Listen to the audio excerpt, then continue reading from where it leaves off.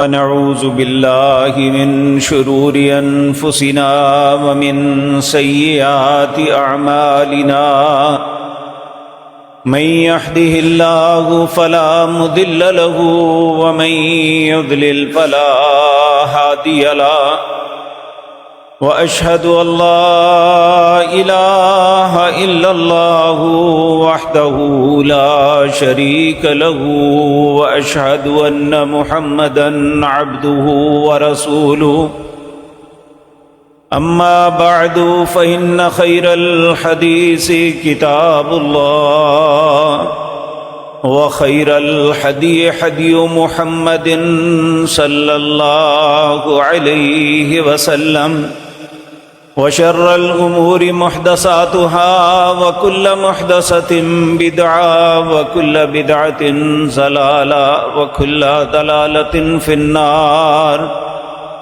رب اشرح لي صدري ويسر لي أمري واحلل عقدة من لساني يفقهوا قولي اللهم انفعنا بما علمتنا وعلمنا ما ينفعنا وزدنا علما رب اوزعني ان اشكر نعمتك التي انعمت علي وعلى والدي وان اعمل صالحا ترضاه واصلح لي في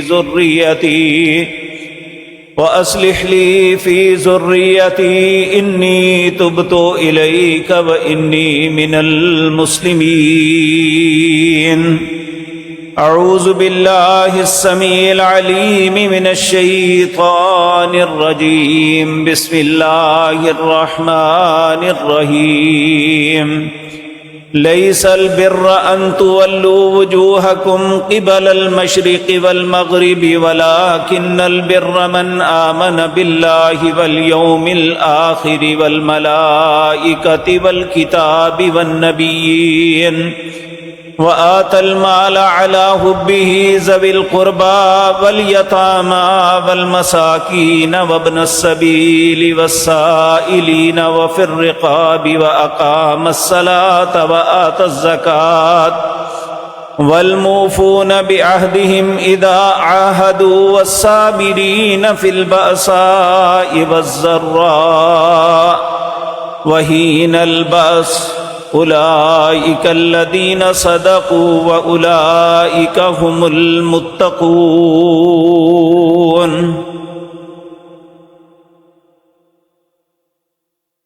حضرات محترم، یہ دنیا ایک دارالامتحان ہے۔ ہر انسان کو اللہ آزما رہا ہے، کسی کو عطا کر کے آزما رہا ہے، کسی سے چھین کے آزما رہا ہے۔ کوئی بھی انسان اس آزمائش سے مبرہ نہیں ہے۔ جن کے پاس کچھ نہیں وہ اتنی بڑی آزمائش میں نہیں جتنی آزمائش میں وہ شخص ہے جسے اللہ نے بہت کچھ عطا کیا ہے۔ آج ہم جس خطے میں رہتے ہیں ہمارے ارد گرد لوگ بہت بڑی مصیبتوں میں مبتلا ہے۔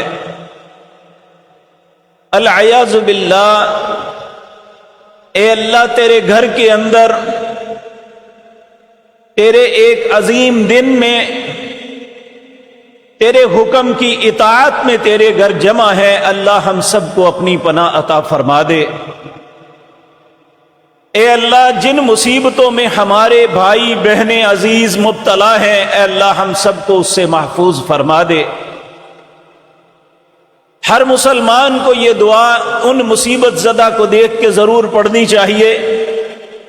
پیارے نبی جناب محمد الرسول اللہ صلی اللہ علیہ وسلم نے ارشاد فرمایا، جب کسی مصیبت زدہ کو دیکھو کہ وہ کسی مصیبت میں مبتلا ہے اور تمہاری نظر وہاں پڑ جائے تو فوراً اللہ کی تعریف کرو، الحمدللہ الذی عافانی مما ابتلاک بہ وفضلنی علی کثیر ممن خلق تفضیلا۔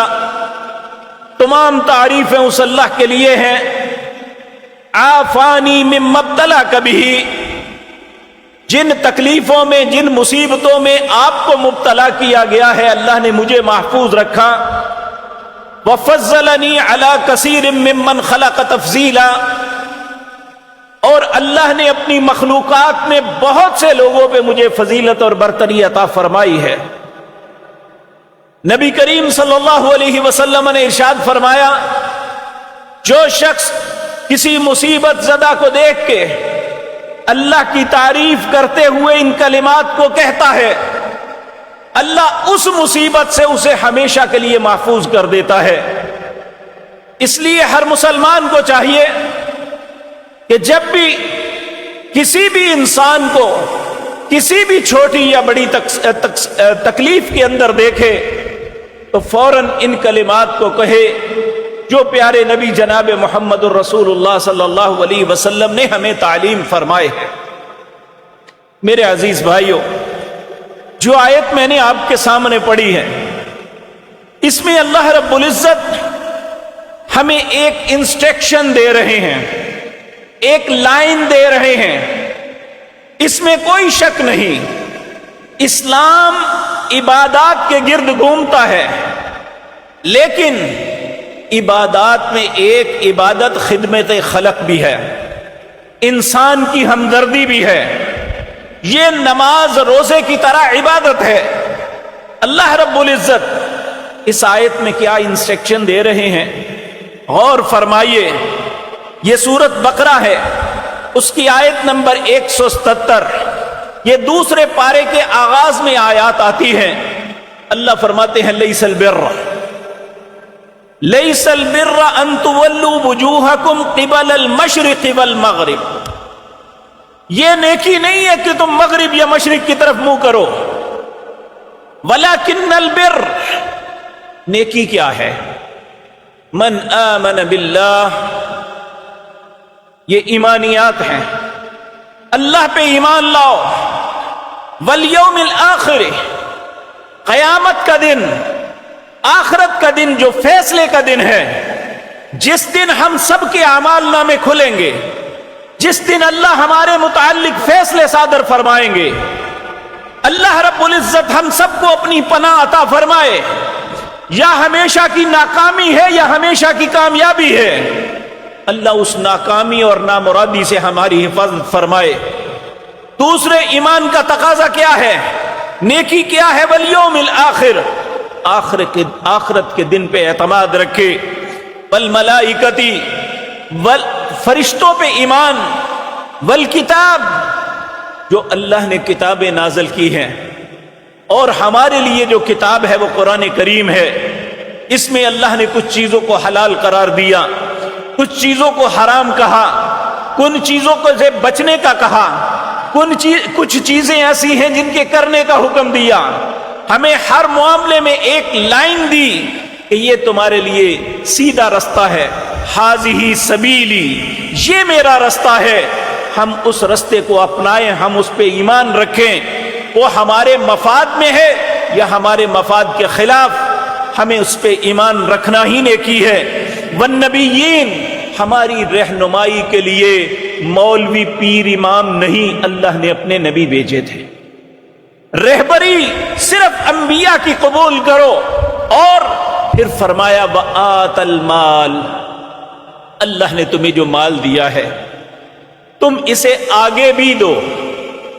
ये न समझो मैं मालिक हूं, ये मेरी मलकियत है। इस मुआशरे के अंदर ऐसे लोग हैं कि जिनके पास ये नेमत नहीं है। व आतल माल अला हुब्बी, दिखलावे के लिए नहीं, नाम कमाने के लिए नहीं, तस्वीरें लगाने के लिए नहीं, अपनी जमातों की सरबुलंदी के लिए नहीं। वह आतल माल अला हुब्बी, अपने माल को अल्लाह की मोहब्बत में देना है। मिस्कीनन अला हुब्बिही ज़विल कुर्बा, सबसे पहले अपने रिश्तेदारों को देखो। तुम्हारे खानदान के लोग कहां कहां मुसीबत में हैं, वगरना याद रखें ऐसे हालात में बहुत से लोगों की लॉटरी लग जाती है, बहुत से فقیر جو پیشہ ور ہیں رستوں میں بیٹھ کے حقداروں کا حق مارتے ہیں، بہت سی تنظیمیں اور جماعتیں ان کی لاٹری لگ جاتی ہے، وہ اپنے معاملہ چلانے کے لیے نام مصیبت زدہ کا لیتے ہیں، جیبیں اپنی بھرتے ہیں، العیاذ باللہ۔ میں کوئی بدگمانی نہیں کرتا، لیکن عموماً یہی ہوتا ہے۔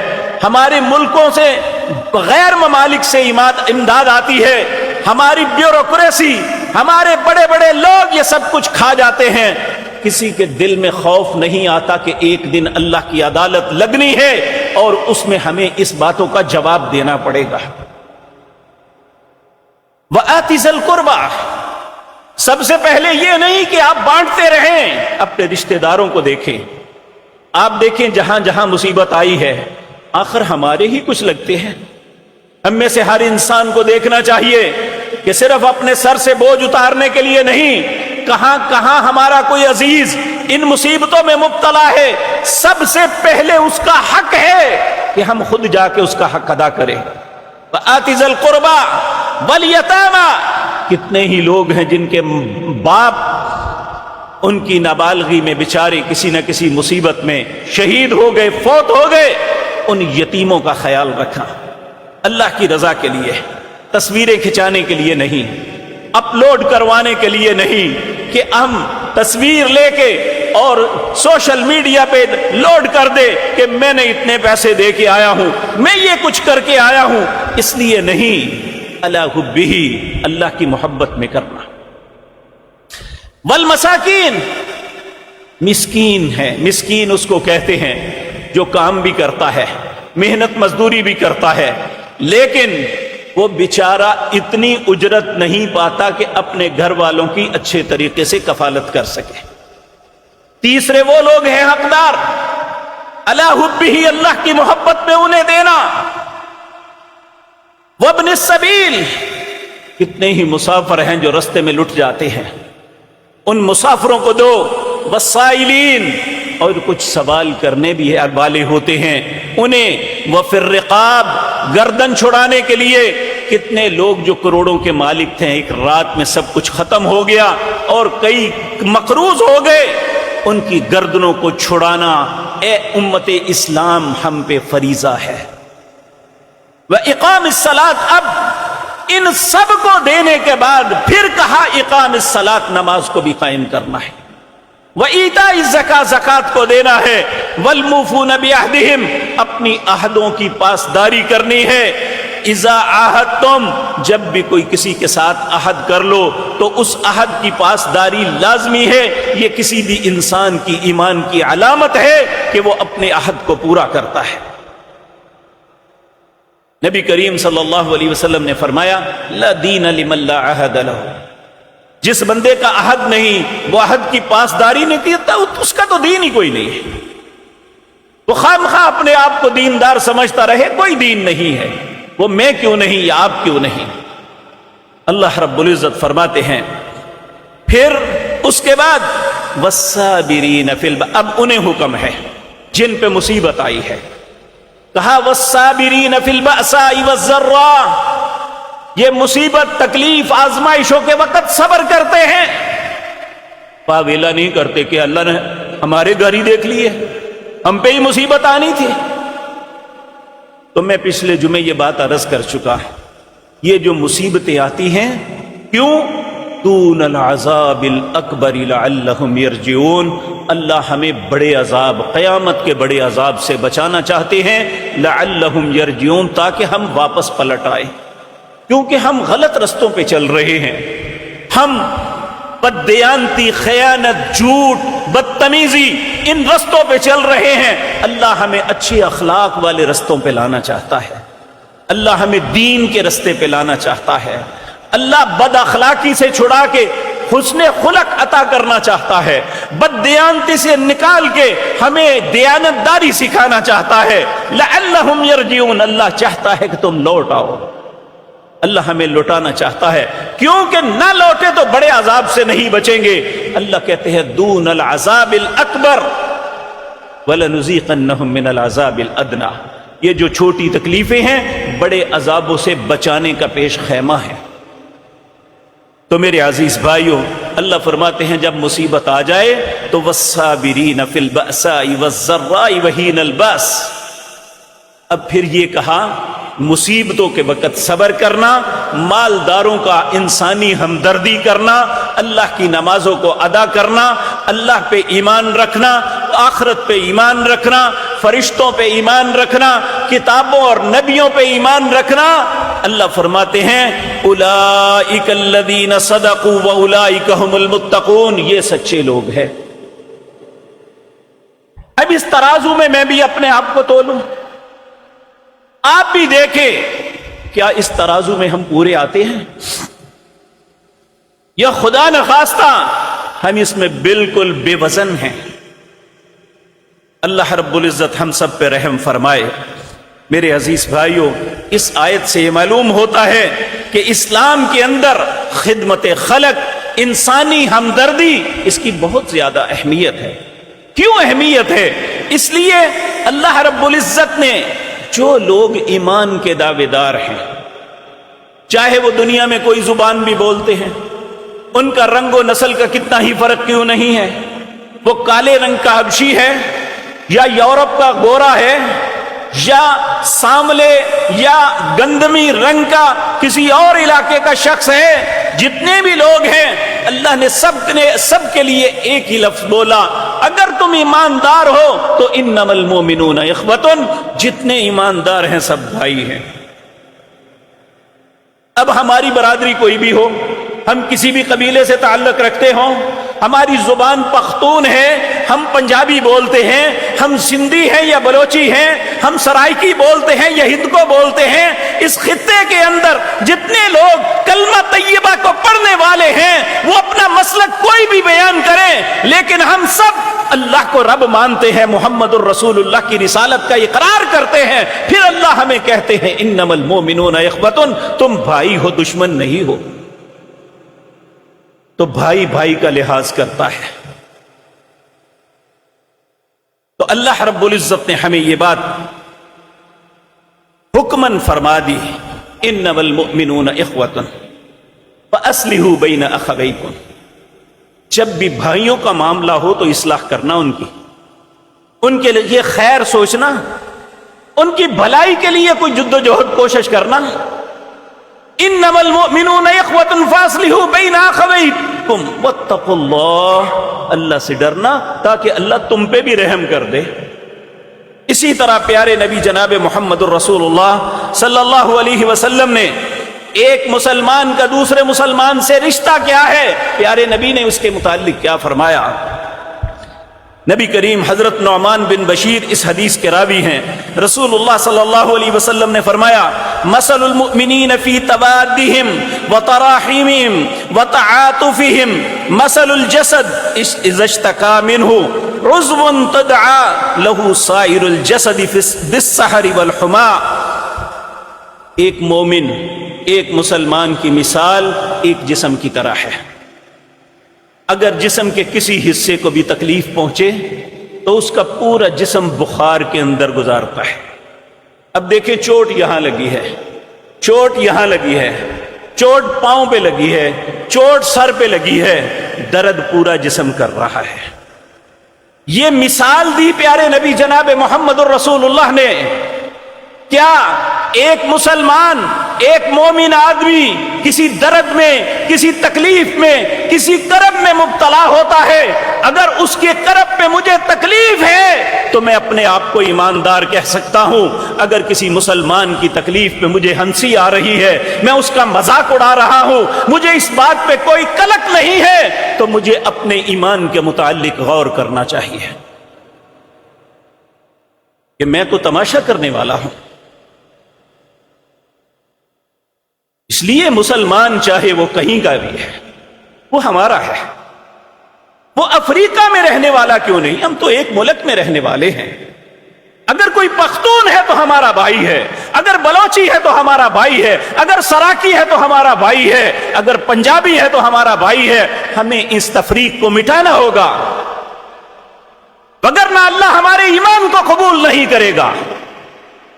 ہم بے شک جس مرضی غلط فہمی میں بیٹھے رہیں، پھر ہم خوش فہمی میں تو ضرور ہوں گے، لیکن اللہ کی نظروں میں ہماری کوئی حیثیت اور حقیقت نہیں ہوگی۔ تو میرے عزیز بھائیوں، نبی کریم صلی اللہ علیہ وسلم نے اس معاملے میں جو ہماری رہنمائی فرمائی، میں چند ایک مثالیں آپ کے سامنے عرض کرتا ہوں، اس میں مجھے اور آپ کو اپنے آپ کو تولنا ہے۔ نبی کریم صلی اللہ علیہ وسلم نے فرمایا اسلامی اخوت کا تقاضا کیا ہے، بھائی چارہ کس طرح پتہ چلے گا؟ کہا المسلم اخو المسلم، مسلمان مسلمان کا بھائی ہے، لا یظلمہ، مسلمان اپنے بھائی پہ ظلم نہیں کرتا۔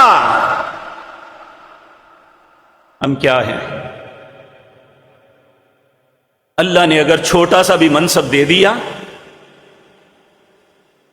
تو فرعون کے ذہن میں بھی شاید وہ کمینگی نہیں تھی جو ہمارے منصب داروں کے ذہن میں آ جاتی ہے۔ وہ سمجھتے ہیں کہ اب یہ منصب مجھے مل گیا، میں جو مرضی کروں۔ کیا اسی عدالت میں ہمارے فیصلے ہوں گے یا کوئی اللہ کی عدالت بھی لگے گی؟ یہ عدالتیں تو تمہیں ریلیف دے دیں گی، لیکن اللہ کی عدالت میں کوئی ریلیف نہیں ملے گا۔ ان اللہ لا یظلم مثقال ذرہ، اللہ تو وہ عادل ہے، اللہ تو وہ جج ہے، اللہ تو وہ حکمران اور فیصلہ کرنے والا ہے۔ ان اللہ لا یظلم مثقال ذرہ، وہ ایک ذرے کے برابر، جو ذرہ مائکروسکوپ پہ نظر آتا ہے ویسے نظر ہی نہیں آتا، اللہ اس ذرے کے برابر بھی کسی پہ ظلم نہیں ہونے دیں گے۔ تو مومن کون ہے؟ مسلمان کون ہے؟ المسلم اخو المسلم، مسلمان مسلمان کا بھائی ہے، لا یظلمہ، مسلمان اپنے بھائی پہ ظلم نہیں کرتا، ولا یخذلہ، مسلمان اپنے بھائی کو بے یار و مددگار نہیں چھوڑتا۔ آج ہمارے کتنے بھائی بے یار و مددگار پڑے ہوئے ہیں، وہ خیبر پختونخوا میں ہیں یا اس خطے میں دریاؤں کے کناروں پہ، مسلمان اپنے بھائی کو بے یار و مددگار نہیں چھوڑتا۔ ولا یحقرہ، اور مسلمان اپنے بھائی کی تحقیر نہیں کرتا، اس سے حقارت نہیں کرتا، نفرت نہیں کرتا یا اسے ذلیل نہیں کرتا۔ یہ تینوں باتیں ایسی ہیں، اللہ ہمیں معاف فرمائے، اللہ ہم پہ رحم کرے، ہم ان باتوں میں فیل ہیں۔ لیکن اللہ کے قانون وَلَن تَجِدَ لِسُنَّتِ اللَّهِ تَبْدِيلًا، اللہ کا قانون کبھی تبدیل نہیں ہوتا۔ اللہ اپنے فیصلوں کا پابند ہے، ہماری خواہشات کا پابند نہیں ہے۔ ہمیں اللہ کے حکم کی اطاعت کرنی ہوگی، اللہ ہمارے حکموں کا پابند نہیں ہے۔ تو میرے عزیز بھائیوں، نبی کریم صلی اللہ علیہ وسلم، آپ دیکھیں جب نبوت ملی، یہ بات میں پہلے بھی عرض کر چکا ہے،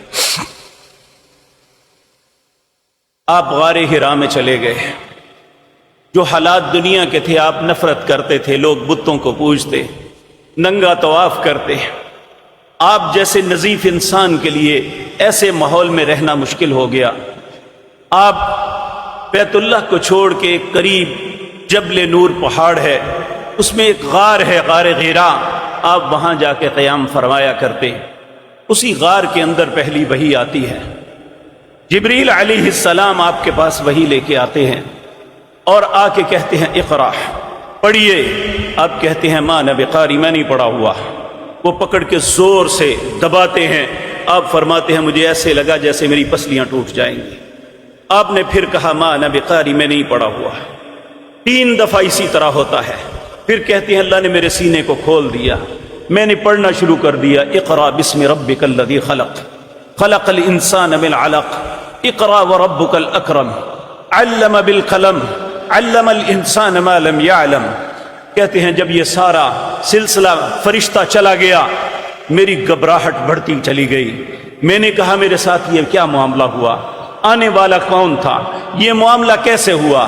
گھبرائے ہوئے رسول اللہ گھر تشریف لاتے ہیں۔ سیدہ خدیجہ رضی اللہ تعالی عنہا جو آپ کی رفیقہ حیات ہیں، ان کے پاس آ کے کہتے ہیں زملونی زملونی، میرے اوپر کمبل اڑا دو، مجھے اپنی جان کا خطرہ ہے۔ سیدہ خدیجہ نے جو بات کہی، وہ ہمارے لیے بہت بڑا سبق ہے۔ رسول اللہ صلی اللہ علیہ وسلم کی سیرت نبوت سے پہلے بھی یہ تھی۔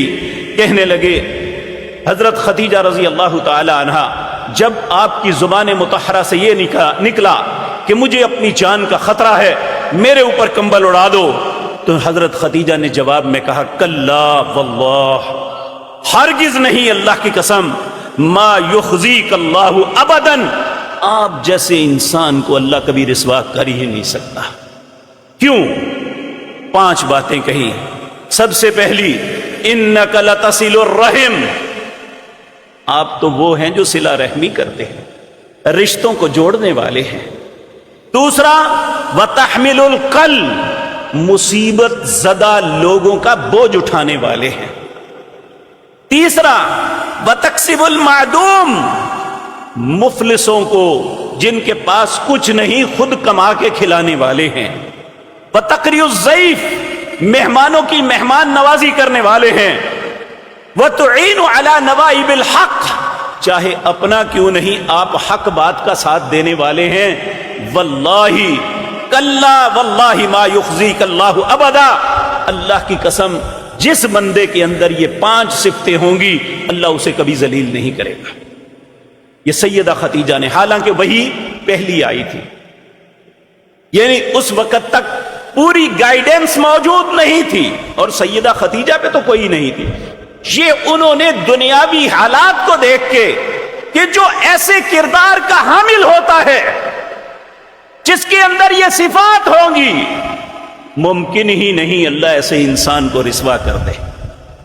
اللہ ہمارے اندر بھی یہ صفات پیدا کر دے۔ یہی بات سیدنا ابو بکر کے متعلق بھی کہی گئی تھی۔ جب آپ تنگ آ کے مکہ چھوڑ کے چل پڑے، رستے میں ایک شخص مکے کا سردار ملا، اس نے کہا ابو بکر کہاں جا رہے ہو؟ کہنے لگے مکے کے لوگوں نے میرا جینا مشکل کر دیا، میں مکہ چھوڑ کے جا رہا ہوں۔ آپ نے فرمایا اس شہر کی حیثیت کیا ہے جہاں سے ابو بکر چلا جائے؟ واپس چلو، ابو بکر تم تو وہ لوگ ہو، انک لتصل الرحم وتحمل الکلب وتقسم المعدوم وتقری الضیف وتعین علی نوائب الحق۔ جو صفات سیدہ خدیجہ نے رسول اللہ کے متعلق کہی تھی، اس سردار نے وہ ابو بکر کے متعلق بھی کہی تھی۔ تو میرے پیارے بھائیوں، یہ میرے اور آپ کے لیے بھی ہے کہ ہم بھی اپنے اندر یہ صفات پیدا کریں کہ رشتوں کو جوڑنا اور کسی گرے پڑے انسان کا بوجھ اٹھانا، وتقسم المعدوم، کما کے دوسرے کو کھلانا، وتقری الضیف، مہمانوں کی مہمان نوازی کرنا اور حق بات کا ساتھ دینا، یہ اللہ کے پیغمبر اور اس کائنات کے سب سے بہترین انسان کی زندگی کا ماٹو تھا۔ تو ہمارے لیے کیا حکم ہے؟ لقد کان لکم فی رسول اللہ اسوۃ حسنہ، ہمارے لیے نمونہ کیا ہے؟ پیارے پیغمبر کی ذات۔ تو پیارے پیغمبر کا جو ماٹو تھا وہ ہمارے اندر کیوں نہیں ہے؟ ہم کس اسلام کی فخر کرتے ہیں جب ہم ان رستوں کو نہیں اپنائیں گے جو رستے جن کا تعین پیارے نبی جناب محمد رسول اللہ صلی اللہ علیہ وسلم کر گئے۔ حضرت جریر رضی اللہ تعالی عنہ کہتے ہیں دن کے آغاز کا وقت تھا، ہم رسول اللہ کی معیت میں مسجد میں بیٹھے ہوئے تھے، ہمارے پاس اس وقت کچھ لوگ آئے، یہ بنو مضر کے لوگ تھے، پاؤں سے ننگے، کپڑوں کے چھتڑے اڑے ہوئے تھے، اور انہوں نے، ان کی میانیں نہیں تھی، تلواروں پہ کپڑے لپیٹے ہوئے تھے، گلے میں تلواریں حمائل کیے ہوئے، انتہائی چہروں پہ فاقہ زدگی نظر آ رہی تھی۔ رسول اللہ کی خدمت میں حاضر ہوئے اور آ کے اپنی بھوک، افلاس اور تنگی کا تذکرہ کیا۔ رسول اللہ بہت غمزدہ ہو گئے، آنکھوں میں زار و قطار آنسو۔ اب تھوڑی دیر کے لیے گھر تشریف لے گئے، پھر واپس آئے، آپ نے حضرت بلال رضی اللہ تعالیٰ عنہ کا کہا وقت نماز کا وقت ہو گیا، اذان کہو۔ اذان کہی گئی، آپ نے لوگوں کو نماز پڑھائی، نماز کے بعد لوگوں کے سامنے کھڑے ہو کے اللہ کی حمد و ثنا بیان کی۔ آپ نے پھر سورۃ نساء کی آیت نمبر 1 اور سورۃ حشر کی آیات وہ پڑھی۔ یا ایھا الناس اتقوا ربکم الذی خلقکم من نفس واحدہ وخلق منها زوجها وبث منہما رجالا کثیرا ونساء واتقوا اللہ الذی تساءلون به والارحام ان اللہ کان علیکم رقیبا۔ پھر آپ نے یہ پڑھی یا ایھا الناس اتقوا اللہ ولتنظر نفس ما قدمت لغد واتقوا اللہ ان اللہ خبیر بما تعملون۔ اے لوگو، اللہ سے ڈر جاؤ جس نے تمہیں ایک ہی جان سے پیدا کیا، اسی سے تمہاری بیوی کو، اسی سے بہت سی عورتوں اور مردوں کو پیدا کیا، اور یاد رکھو ان اللہ کان علیکم رقیبا، اللہ تمہارے اوپر رقیب کی نظر رکھے ہوئے ہے۔ اللہ دیکھے گا کہ کون اپنے انسانوں کی معاملات میں اخلاص کے ساتھ ان کی مددگار بنتا ہے یا نہیں بنتا۔ پھر آپ نے فرمایا یا ایھا الناس اتقوا ربکم، اے لوگو اللہ سے ڈر جاؤ، ولتنظر نفس ما قدمت لغد، ہر انسان جان لے کہ اس نے آگے کے لیے کیا بھیجا ہے۔ واتقوا اللہ، اللہ سے ڈر جاؤ، ان اللہ خبیر بما تعملون۔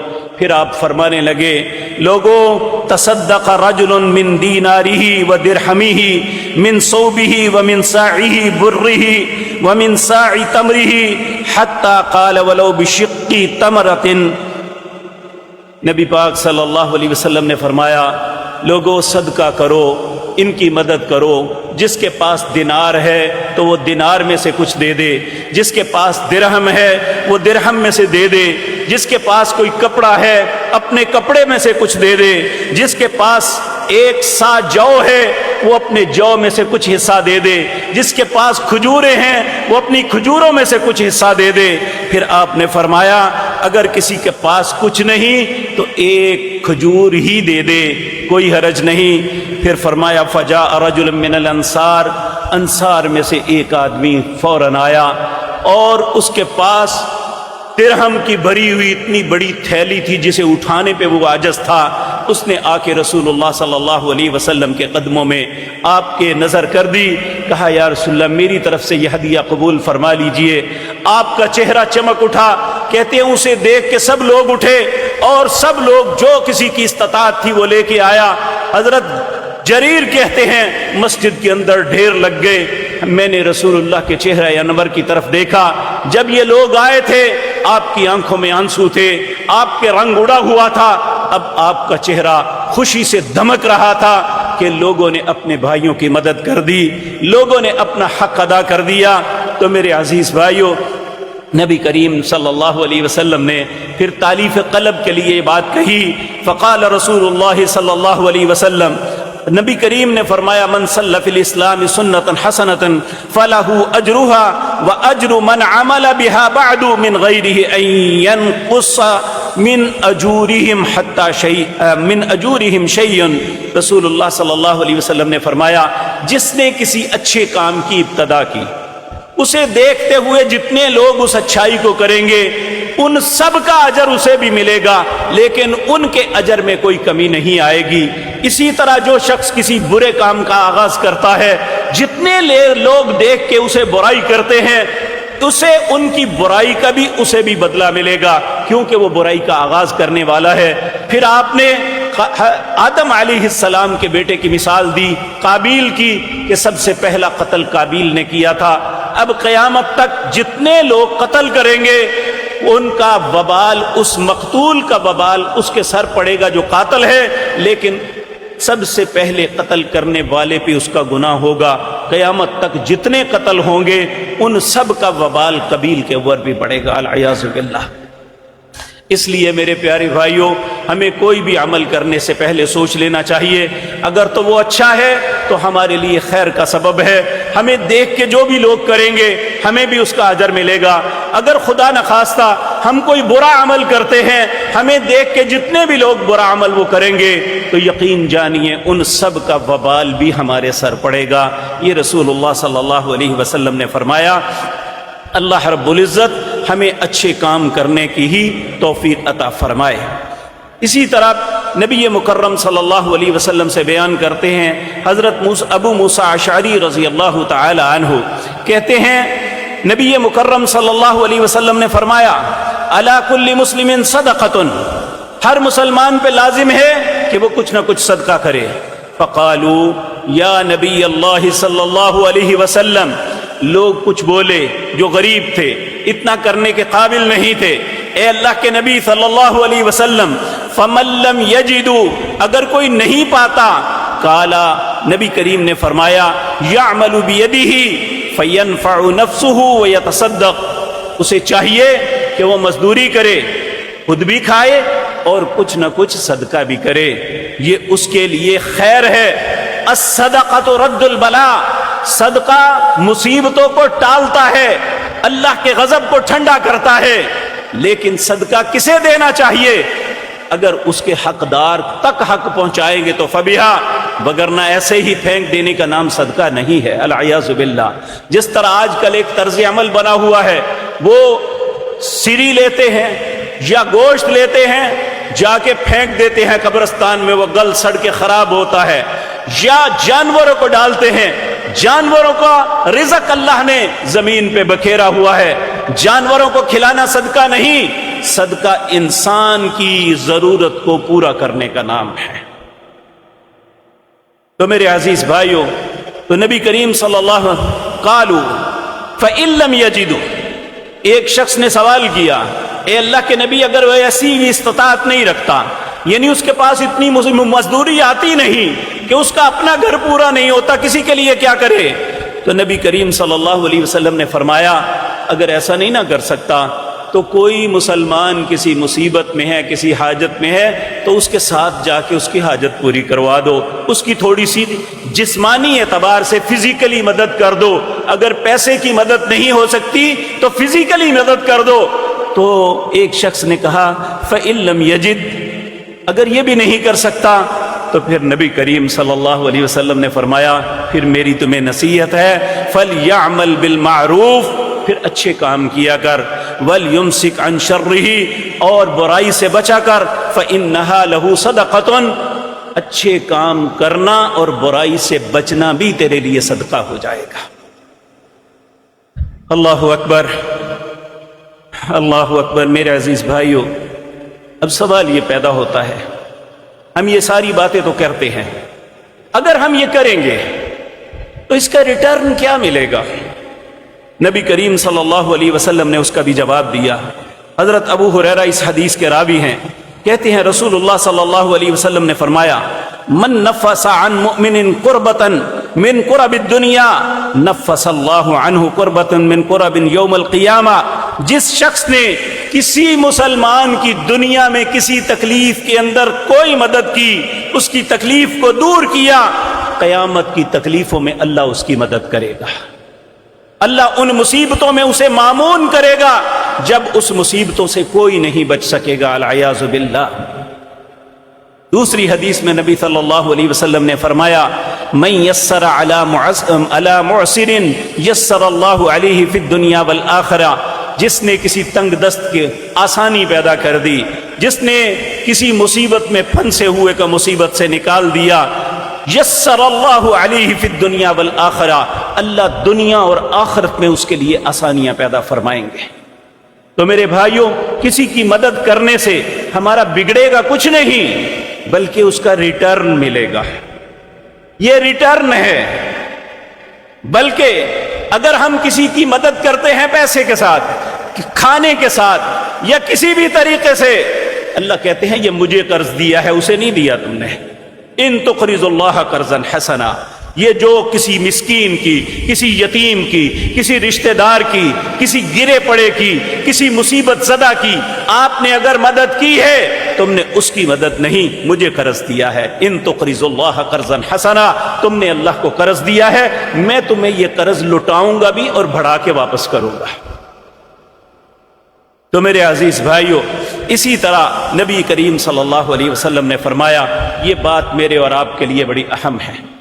آج ہم میں سے ہر انسان دوسرے کو عیوب کو تلاش کرتا ہے اور پھر سارا وہ ایک پھریرا بن کے، جس طرح پہلے لوگ ڈھول کی تھاپ پہ اعلان کیا کرتے تھے کہ فلاں معاملہ ایسا ہو گیا، پورے گاؤں میں، شہر میں، قصبے میں پھر جاتے تھے کہ بھائی یہ اعلان ہے، یہ اعلان ہے، اس طرح ہم وہ بنے ہوئے ہیں، ندا کرنے والے بنے ہوئے ہیں۔ کیا؟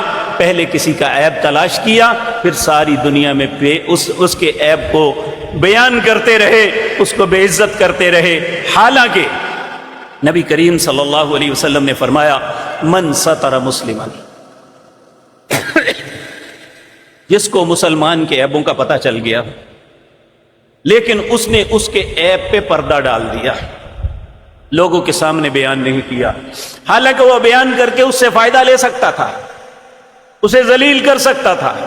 من ستر مسلمن، جس نے کسی مسلمان کی عیبوں پہ پردہ ڈالا، سترہ اللہ فی الدنیا والآخرہ، اللہ دنیا میں بھی اور آخرت میں اس کے عیبوں پہ پردہ ڈالے گا۔ میرے بھائیوں، میں بھی اپنے گریبان میں دیکھوں، آپ بھی دیکھیں، جب ہم اپنے آپ کو دیکھیں گے تو اتنی خطائیں نظر آئیں گی تو شرمندہ ہو جاتا ہے بندہ۔ اگر یہ باتیں لوگوں کو پتہ چل جائے تو کیا بنے گا؟ اللہ کتنا مہربان ہے کہ میں آپ کے سامنے کھڑا ہوں، آپ میرے سامنے تشریف فرما ہے۔ اللہ نے ہمارے درمیان پردہ ڈالا ہوا ہے، نہ آپ کو میرے حالات کا علم ہے، نہ آپ کو مجھے آپ کے حالات کا علم۔ اگر ہمیں پتہ چل جائے تو منہ دکھانے کے قابل نہیں ہے کہ ہم کسی کے سامنے بیٹھنا یا کھڑے نہیں ہو سکتے۔ اگر ہمارے عیوب ظاہر ہو جائیں، تو اگر ہم چاہتے ہیں کہ ہمارے عیوب پہ پردہ پڑا رہے، تو من ستر مسلمن، اپنے مسلمان بھائی کی پردہ پوشی کرو، تو کیا ہوگا؟ سترہ اللہ، اللہ رب العزت پردہ ڈالے گا دنیا اور آخرت میں انسان کے عیبوں پہ۔ اے اللہ، جس طرح آج تو نے ہمارے عیبوں پہ پردہ ڈالا ہوا ہے، اے اللہ ہم ایک دوسرے کو اچھا سمجھ رہے ہیں، اے اللہ قیامت کے دن بھی ہمیں بے آبرو نہ کرنا۔ اسی طرح ایک فیسلٹی اور رسول اللہ صلی اللہ علیہ وسلم نے فرمایا واللہ فی عون العبد ما کان العبد فی عون اخیہ، جب تک میرا بندہ میرے دوسرے بندوں کی مدد میں لگا رہتا ہے، اس وقت تک اللہ اس کی مدد کرتا رہتا ہے۔ اب ہم تو شاید کسی کی کچھ نہ تھوڑی سی مدد کر سکیں، لیکن اللہ کی مدد تو کامل ہوگی نا۔ اللہ ہماری مدد کے مقابلے میں اللہ کی مدد تو اتنی عظیم ہے کہ اس کا موازنہ ہی نہیں کیا جا سکتا۔ تو اگر ہم یہ چاہتے ہیں کہ اللہ ہماری مدد کرے، تو ہم اپنے بھائیوں کی مدد کریں۔ اللہ اکبر۔ رسول اللہ صلی اللہ علیہ وسلم آپ نے انسانی ہمدردی کے معاملے میں ہماری اتنی رہنمائی فرمائی۔ آپ نے فرمایا من کان یؤمن باللہ والیوم الآخر فلیکرم ضیفہ، جو اللہ اور آخرت پہ ایمان رکھتا ہے وہ مہمان کی عزت کرتا ہے، مہمان نوازی کرتا ہے۔ جو اللہ اور آخرت پہ ایمان رکھتا ہے وہ اپنے پڑوسی کی اچھا معاملہ اس کے ساتھ کرتا ہے۔ تو اس طرح کتنی ہی باتوں میں اللہ کے پیارے نبی صلی اللہ علیہ وسلم آپ نے ہماری رہنمائی فرمائی۔ حضرت عبداللہ بن عمر روایت کرتے ہیں رسول اللہ صلی اللہ علیہ وسلم نے فرمایا احب الناس الی اللہ، لوگوں معلوم ہے اللہ کے نزدیک کون سا بندہ سب سے زیادہ اللہ کو محبوب ہے، اللہ کو سب سے اچھا بندہ کون سا لگتا ہے؟ لوگوں نے کہا اللہ اور اس کے رسول جانتے ہیں۔ تو نبی مکرم نے اس کے جواب میں یہ مرحمت فرمایا انفعہم للناس، اللہ کے نزدیک وہ بندہ سب سے اچھا ہے جو لوگوں کے لیے نفع کا سبب ہے، لوگوں کے لیے نقصان کا سبب نہیں ہے، لوگوں کا فائدہ کرتا ہے۔ اللہ ہمیں بھی ایسا بننے کی توفیق عطا فرمائے۔ اسی طرح رسول اللہ صلی اللہ علیہ وسلم نے فرمایا احب الاعمال الی اللہ عز وجل،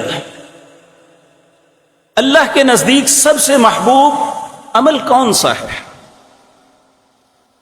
تو نبی مکرم صلی اللہ علیہ وسلم نے فرمایا کہ انسان اپنے مسلمان بھائی کی خوشی کے لیے کوئی بھی کام کر دے جس سے وہ خوش ہو جائے، اس کی تکلیف رفع ہو جائے، یا آپ نے فرمایا کہ تکشف عن کربتن، یا اس کی تکلیف کو دور کر دے، او تقضی عنہ دینا، یا اس کا قرض ادا کر دے، او تطرد عنہ جوعا، یا اس کی بھوک مٹا دے۔ کہا اللہ کے نزدیک سب سے بہترین عمل یہ ہے۔ 4 باتیں فرمائی۔ سب سے پہلی، اپنے بھائی کی خوشی کے لیے عمل کرو۔ نمبر 2، تکشف عنہ کربتن، اسے مصیبت سے نکال دو۔ نمبر 3، اس کا قرض ادا کر دو، اسے بھوک سے بچا دو۔ یہ عبداللہ صاحب اگر آپ دیکھ رہے ہیں تو شاید بارش شروع ہو گئی ہے، پچھلا برآمدہ کھلا دیں اوپر والا۔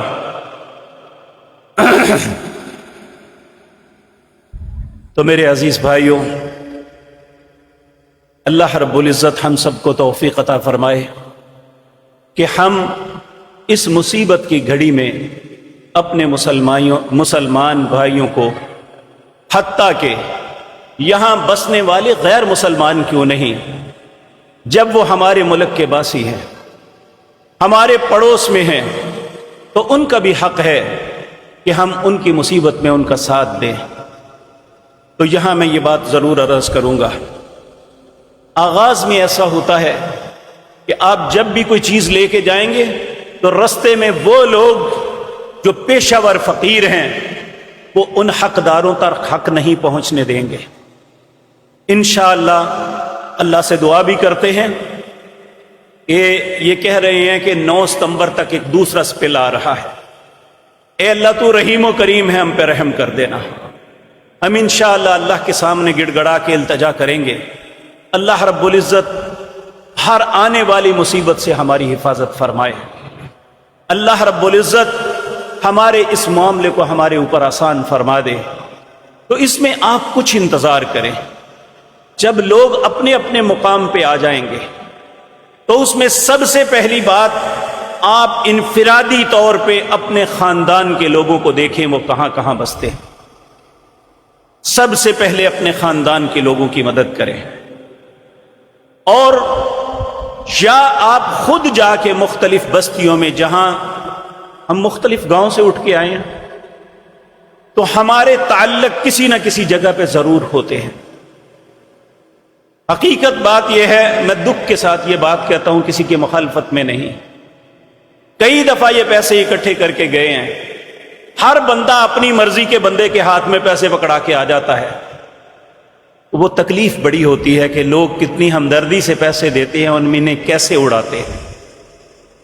تو اس لیے انشاءاللہ اگر ہم نے بھی کیا تو چند دن بعد یہ سلسلہ شروع کریں گے، تاکہ ہم وہاں جا کے ساتھیوں کے ساتھ جو ایکچوئل لوگ ہیں، جو مصیبت میں واقعتاً مبتلا ہیں، ہم ان کی مدد کریں گے انشاءاللہ اللہ کی توفیق سے، لیکن مطلع صاف ہونے کے بعد ہم یہ سب کچھ کریں گے۔ سبحان ربک رب العزت عما یصفون وسلام علی المرسلین۔